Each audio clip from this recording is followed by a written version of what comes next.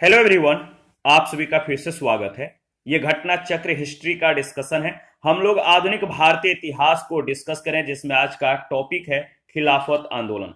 सबसे पहले इस टॉपिक को डिस्कस करेंगे, इसके बाद इस पर आधारित अब तक जितने भी प्रश्न पूछे गए उन सभी प्रश्नों को एनालिसिस करेंगे। डिस्कशन को स्टार्ट करने से पहले मैं बता दूं कि इसका पीडीएफ अवेलेबल है। अगर आपको पीडीएफ चाहिए तो Telegram channel, Telegram quiz group या चैनल के कम्युनिटी बॉक्स में जाइए, वहां पर इसके रिगार्डिंग में इंफॉर्मेशन को अपडेट कर दिया गया है। तो चलिए स्टार्ट करते हैं। खिलाफत आंदोलन प्रारंभ करने के लिए गठित खिलाफत कमेटी में शौकत अली, मोहम्मद अली, अबुल कलाम आजाद, हकीम अजमल खान, हसरत मोहानी और डॉक्टर अंसारी शामिल थे। तो पूछा जाता है कि खिलाफत कमेटी से संबंधित कौन कौन लोग थे। शौकत अली, मोहम्मद अली, अबुल कलाम आजाद, हकीम अजमल खान, हसरत मोहानी और डॉक्टर अंसारी। खिलाफत आंदोलन प्रारंभ करने का जो श्रेय है अली बंधुओं को दिया जाता है। तो अली बंधु कौन थे? शौकत अली और मोहम्मद अली। ये भी प्रश्न कई बार पूछे गए हैं। भारत के मुसलमान तुर्की के सुल्तान को इस्लामी साम्राज्य का खलीफा मानते थे। प्रथम विश्व युद्ध में तुर्की मित्र देशों के विरुद्ध लड़ रहा था। युद्ध के समय ब्रिटिश राजनीतिज्ञों ने भारतीय मुसलमानों को वचन दिया कि वे तुर्की साम्राज्य को किसी प्रकार समाप्त नहीं होने देंगे, लेकिन युद्ध समाप्त होने के बाद ब्रिटिश सरकार ने तुर्की साम्राज्य का विघटन कर दिया। भारतीय मुसलमान ब्रिटिश साम्राज्य से नफरत करने लगे। उन्होंने तुर्की के ऑटोमन साम्राज्य की रक्षा और खलीफा को बनाए रखने के लिए आंदोलन प्रारंभ किया। तुर्की साम्राज्य के विभाजन के विरुद्ध शुरू हुए खिलाफत आंदोलन ने उस समय अधिक जोर पकड़ लिया जब इसमें गांधी जी सम्मिलित हुए। अंग्रेजों के द्वारा तुर्की साम्राज्य का विभाजन करने के विरुद्ध खिलाफत आंदोलन प्रारंभ हुआ। दिल्ली में 23 से 24 नवंबर 1919 को होने वाले खिलाफत कमेटी के सम्मेलन में 24 नवंबर को अध्यक्षता महात्मा गांधी को प्रदान की गई। दिसंबर 1919 में हुए भारतीय राष्ट्रीय कांग्रेस के अमृतसर अधिवेशन से खिलाफत आंदोलन को और अधिक बढ़ावा मिला। गांधी जी ने इसे हिंदू मुस्लिम एकता के एक ऐसे स्वर्णिम अवसर के रूप में देखा जो आगे 100 वर्षों में भी नहीं प्राप्त हो सकता। उन्होंने अंग्रेजों के विरुद्ध आंदोलन में भारतीय मुसलमानों का सहयोग प्राप्त करने के लिए खिलाफत आंदोलन का समर्थन किया। हकीम अजमल खान ने खिलाफत आंदोलन के दौरान हाजिक उल मुल्क की पदवी त्याग दी थी। यह पदवी ब्रिटिश सरकार के द्वारा 1908 में उन्हें प्रदान की गई थी। मोहम्मद अली जिन्ना जब वे राष्ट्रवादी थे, खिलाफत आंदोलन को देश की स्वतंत्रता के आंदोलन से जोड़ने के विरोधी थे। उन्होंने गांधी जी को राजनीति में धर्म को न लाने की सलाह दी थी। उन्होंने खिलाफत आंदोलन में गांधी जी की भागीदारी के विरुद्ध गांधी जी को सावधान किया था। वे मुस्लिम धार्मिक नेताओं और उनके अनुयायियों के कट्टरपन को प्रोत्साहित न करें। मौलाना मोहम्मद अली, शौकत अली, अबुल कलाम आजाद, हकीम अजमल खां और हसरत मोहानी खिलाफत आंदोलन में गांधी जी के प्रमुख सहयोगी थे। सितंबर 1920 में कलकत्ता में हुए कांग्रेस के अधिवेशन का प्रमुख मुद्दा जालियांवाला बाग कांड और खिलाफत आंदोलन था। खिलाफत आंदोलन में मदन मोहन मालवीय सम्मिलित नहीं हुए थे। उन्होंने इस आंदोलन में कांग्रेस की भागीदारी का विरोध किया था। सितंबर 1919 में अखिल भारतीय खिलाफत कमेटी का गठन किया गया था। इस टॉपिक से रिलेटेड पहला प्रश्न है कि निम्नलिखित में से किसने खिलाफत आंदोलन प्रारंभ किया था? नीचे दिए गए कूट से सही उत्तर का चयन कीजिए। किसने खिलाफत आंदोलन का प्रारंभ किया था?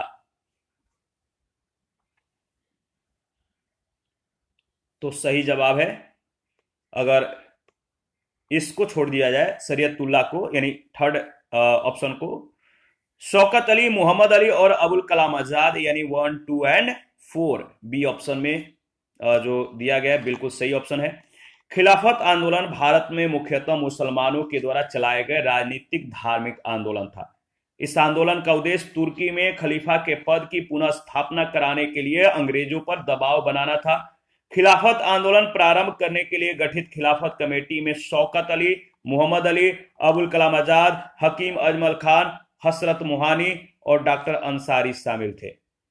खिलाफत आंदोलन प्रारंभ करने का श्रेय मुख्यतः अली बंधुओं शौकत अली और मोहम्मद अली को दिया जाता है। हाजी शरीयतुल्लाह 19वीं शताब्दी के फरायजी आंदोलन के संस्थापक थे। सेकंड है खिलाफत आंदोलन ने प्रमुख नेता, खिलाफत आंदोलन के प्रमुख नेता निम्नलिखित में से कौन थे? खिलाफत आंदोलन के प्रमुख नेता निम्नलिखित में से कौन थे? मौलाना मोहम्मद अली और शौकत अली। ऑप्शन ए बिल्कुल करेक्ट ऑप्शन है, याद रखिएगा, ऑप्शन ए बिल्कुल सही जवाब है। थर्ड नंबर है खिलाफत आंदोलन, खिलाफत आंदोलन के मुख्य उद्देश्य निम्नलिखित में से कौन कौन से थे? खिलाफत आंदोलन के मुख्य उद्देश्य निम्नलिखित में से कौन कौन से थे?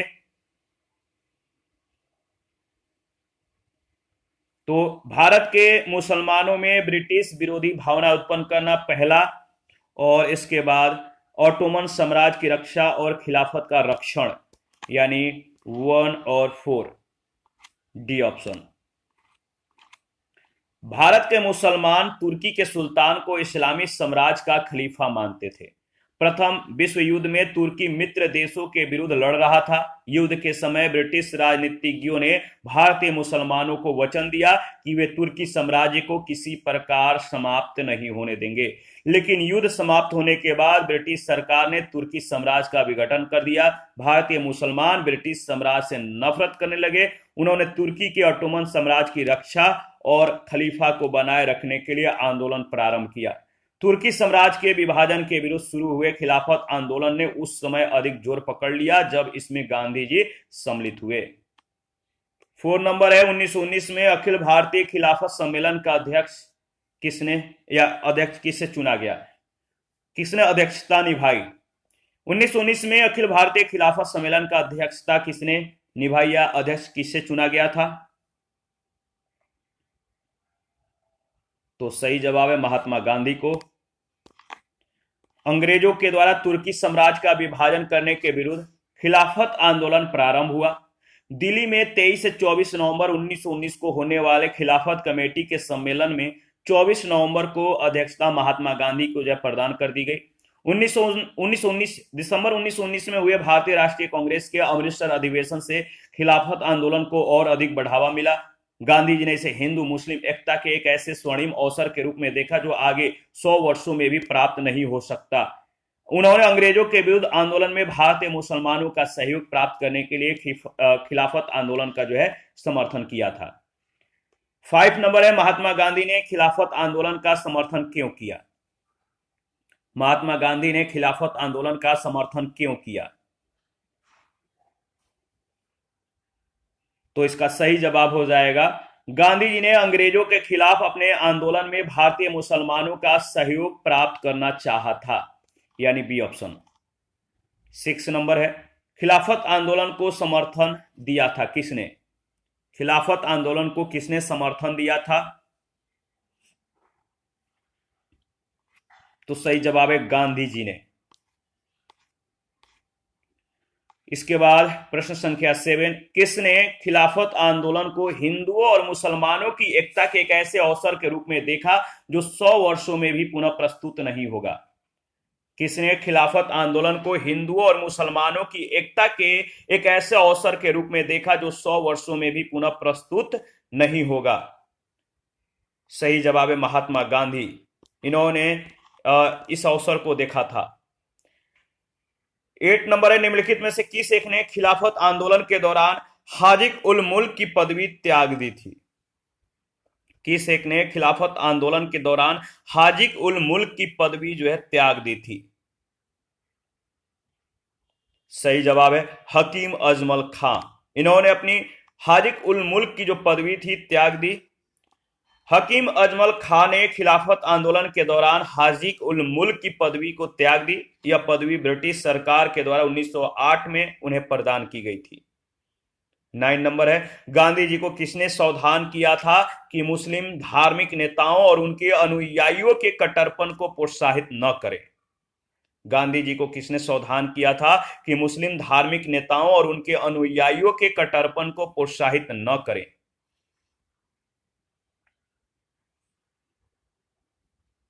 तो गांधी जी को जिसने सावधान किया था नाम था मोहम्मद अली जिन्ना, डी ऑप्शन। मोहम्मद अली जिन्ना जब वे राष्ट्रवादी थे, खिलाफत आंदोलन को देश की स्वतंत्रता के आंदोलन से जोड़ने के विरोधी थे। उन्होंने गांधी जी को राजनीति में धर्म को न लाने की सलाह दी थी। उन्होंने खिलाफत आंदोलन में गांधी जी की भागीदारी के विरुद्ध गांधी जी को सावधान किया था कि वे मुस्लिम धार्मिक नेताओं और उनके अनुयायियों के कट्टरपन को प्रोत्साहित न करें। प्रश्न संख्या 10, निम्नलिखित में से किसने महात्मा गांधी की खिलाफत आंदोलन में भागीदारी की भर्त्सना की थी? किसने महात्मा गांधी की खिलाफत आंदोलन में भागीदारी की भर्त्सना की थी, आलोचना की थी? तो मोहम्मद अली जीना, याद रखिएगा, डी ऑप्शन बिल्कुल करेक्ट ऑप्शन है। मोहम्मद अली जीना ने महात्मा गांधी की धार्मिक नेताओं के द्वारा प्रारंभ खिलाफत आंदोलन में भागीदारी की भर्त्सना की थी, जबकि मौलाना मोहम्मद अली, शौकत अली, अबुल कलाम आजाद, हकीम अजमल खां और हसरत मोहानी खिलाफत आंदोलन में गांधी जी के प्रमुख सहयोगी थे। 11 नंबर है, निम्नलिखित में से खिलाफत आंदोलन का परिणाम मतलब कि कौन था? किसे खिलाफत आंदोलन को परिणाम के रूप में देख सकते हैं? इसमें से जो ऑप्शन दिया गया है, किसको आप जो है खिलाफत आंदोलन के परिणाम के रूप में देखते हैं, बताइए।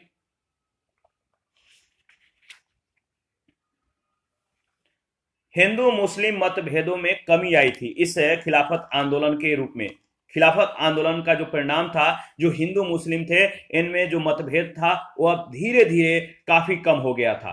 गांधी जी ने खिलाफत आंदोलन को हिंदू मुस्लिम एकता का एक सुनहरा अवसर माना। इस आंदोलन का परिणाम हिंदू मुस्लिम एकता के रूप में जो है सामने आया। तुर्की के प्रश्न पर ब्रिटेन के प्रति आक्रोश ने जो है मुसलमानों को हिंदुओं के समीप ला दिया था। 12 नंबर है, वह व्यक्ति जिसने 4 अप्रैल 1919 को दिल्ली की जामा मस्जिद के प्रवचन मंच से हिंदू मुस्लिम एकता पर भाषण दिया था, वे कौन थे? वह व्यक्ति कौन था जो 4 अप्रैल 1919 को मतलब कि दिल्ली की जामा मस्जिद के प्रवचन मंच से हिंदू मुस्लिम एकता पर भाषण दिया था? इसका सही जवाब हो जाएगा स्वामी श्रद्धानंद, यानी डी ऑप्शन। 4 अप्रैल 1919 को दिल्ली की जामा मस्जिद के प्रवचन मंच से स्वामी श्रद्धानंद ने हिंदू मुस्लिम एकता पर लगभग 30,000 मुस्लिमों के समक्ष जो है भाषण दिया था। 13 नंबर है, कांग्रेस ने खिलाफत आंदोलन का समर्थन किया मुख्यतः किसके लिए? कांग्रेस ने खिलाफत आंदोलन का समर्थन किया था मुख्यतः, अगर बात करें तो खलीफा की पुनः स्थापना के लिए और मुसलमानों की सहानुभूति प्राप्त करने के लिए। पहला और तीसरा बिल्कुल सही ऑप्शन है, यानी ऑप्शन ए बिल्कुल करेक्ट ऑप्शन है। देखिए, कांग्रेस ने खिलाफत आंदोलन का समर्थन खलीफा की पुनः स्थापना के लिए तथा मुसलमानों की सहानुभूति पाने के लिए किया था। गांधी जी के अनुसार यह हिंदू मुस्लिम एकता के लिए स्वर्णिम अवसर था। उन्होंने लिखा कि जब मुसलमानों के महत्वपूर्ण हित खतरे में हो, तब यदि हिंदू उनसे दूर रहे तो हिंदू मुस्लिम एकता के बारे में कांग्रेस का कोई अर्थ नहीं रहेगा। 14, निम्नांकित में से किस भारतीय नेता ने खिलाफत आंदोलन का समर्थन नहीं किया था? किस भारतीय नेता ने खिलाफत आंदोलन का समर्थन नहीं किया था? तो सही जवाब है मदन मोहन मालवीय। सितंबर 1920 में कलकत्ता में हुए कांग्रेस के अधिवेशन का प्रमुख मुद्दा जालियांवाला बाग कांड और खिलाफत आंदोलन था। खिलाफत आंदोलन में मदन मोहन मालवीय सम्मिलित नहीं हुए थे। उन्होंने इस आंदोलन में कांग्रेस की भागीदारी का विरोध किया था। सितंबर 1919 में अखिल भारतीय खिलाफत कमेटी का गठन किया था। 15 नंबर है, 1920 की खिलाफत कमेटी की सभा जिसने गांधी को असहयोग आंदोलन के नेतृत्व को संभालने का अनुरोध किया था, वह किस शहर में हुई थी? 1920 की खिलाफत कमेटी की सभा जिसने गांधी को असहयोग आंदोलन के नेतृत्व को संभालने का अनुरोध किया था, वह किस शहर में हुई थी? वह शहर है इलाहाबाद, सी ऑप्शन। गांधी जी ने 1920 में खिलाफत कमेटी को अंग्रेजी हुकूमत के खिलाफ असहयोग आंदोलन छेड़ने की सलाह दी। जून 1920 में खिलाफत कमेटी ने इलाहाबाद में इस सलाह को स्वीकार किया और गांधी जी को आंदोलन की अगुवाई करने का अधिकार सौंपा। सितंबर 1920 में कलकत्ता के विशेष अधिवेशन में लाला लाजपत राय की अध्यक्षता में असहयोग आंदोलन के प्रस्ताव को स्वीकार कर लिया गया। 16 नंबर है, इस मिसाल में इस मिसाल में हम मुसलमानों को हिंदुओं से भिड़ा नहीं पाए। इस मिसाल में हम मुसलमानों को हिंदुओं से भिड़ा नहीं पाए। निम्नलिखित में से कौन सी एक घटना से एनचिंसन के इस कथन का संबंध है? एनचिंसन का जो कथन है किस घटना से संबंधित है? खिलाफत और असहयोग आंदोलन 1919 और 22 के बीच, यानी सी ऑप्शन। एचिंसन की उक्त टिप्पणी खिलाफत और असहयोग आंदोलन के संदर्भ में थी। तुर्की के प्रश्न पर ब्रिटेन के प्रति आक्रोश ने मुसलमानों को हिंदुओं के समीप ला दिया था। मोहम्मद अली ने घोषणा की थी कि वह मुसलमान पहले हैं, भारतीय बाद में। 1921 का मोपला आंदोलन सखा थी किसकी? 1921 का मोपला आंदोलन जो सखा थी वो किसकी थी? तो याद रखिएगा खिलाफत आंदोलन की, यानी ऑप्शन ए। केरल प्रांत के मालाबार जिले के मोपला काश्तकारों के आंदोलन मुख्यतः लगान और बेदखली को लेकर थे। जमींदार जब चाहते उन्हें भूमि से बेदखल कर देते, जब चाहते मनमाना लगान वसूल करते। दूसरी ओर वह खिलाफत आंदोलन भी अपनी जड़ें जमाता जा रहा था। हालात ये हो गए कि खिलाफत आंदोलन और काश्तकारों की बैठक में फर्क करना मुश्किल हो गया। इस तरह दोनों आंदोलन एक दूसरे में समा गए। इसी के साथ आज का जो सेशन है समाप्त होता है। नेक्स्ट सेशन में असहयोग आंदोलन के बारे में डिस्कस करेंगे। और मैं बता दूं कि जिन लोगों ने चैनल को ज्वाइन करके हमें सहयोग दिया है, हमें सपोर्ट किया है, उन लोगों का तहे दिल से जो है शुक्रिया है, थैंक्स। आप लोग इसी तरह हमें सपोर्ट करते रहें। मिलते हैं नेक्स्ट सेशन में।